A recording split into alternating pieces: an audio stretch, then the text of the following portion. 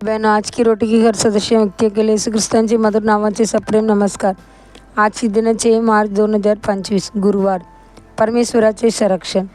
तू त्या आधारात सक्षणाऱ्या महामारीला किंवा दुपारी नाश करणाऱ्या विध्वंसाला घाबरू नकोस. स्तोत्र संहिता 91 अध्याय 6 वचन. स्तोत्र संहिता 91 परमेश्वराच्या दैवी संरक्षणाचे सुंदर वर्णन करते. प्रत्येक ओळीमध्ये त्यांचे अढळ प्रेम आणि कोमल काळजी दिसून येते, जसे की तो आपल्या पंखाखाली आपल्या संततीचे रक्षण करतो. या स्तोत्राच्या 5 आणि 6 ओळी रात्री आणि दिवस असणाऱ्या धोक्यावर प्रकाश टाकतात.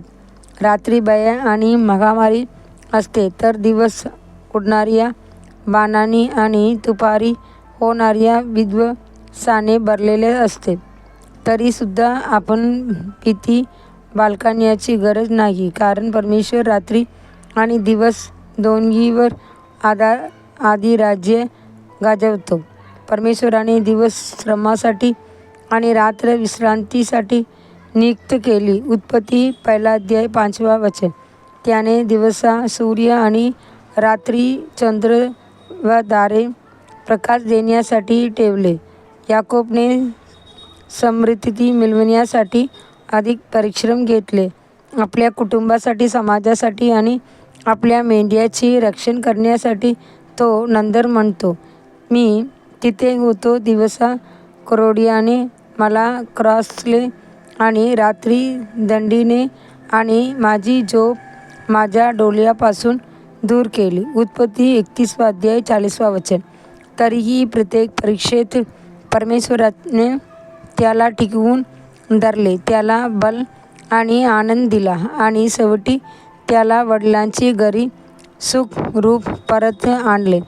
जो परमेश्वर याकोबची रक्षण करतो, तोच तुझेही रक्षण करील. जेव्हा यहोशुआ युद्धभूमीवर लढत होता, तेव्हा अंधार पडू लागला, ज्यामुळे त्यांची विजय अडथळ्यात येणार होता. पण कारण तो सर्वशक्तिमान परमेश्वराची बाजूने होता, त्याने निर्भयपणे सूर्य आणि चंद्राला आज्ञा केली, सूर्य गिबोनवर स्थिर राहा आणि चंद्र अजालोनच्या कार्यात थांब. यहोशुआ 10 अध्याय 12 वचन. आणि ते तसेच झाले. परमेश्वराने त्याला मोठा विजय दिला. आपला देव दिवसाची प्रकाशावर आणि रात्रीची गूढतेवर प्रभुत्व गाजवतो. तो आपल्या विरोधात उठणाऱ्या शत्रूंना दृश्यमान आणि अदृश्यमान पराभूत करतो. मात्र तो आपल्याकडून एकच गोष्ट अपेक्षित करतो की आपण त्यांची नियमाचा दिवस रात्र विचार करावा. स्तोत्र संहिता 1 अध्याय 2 वचन.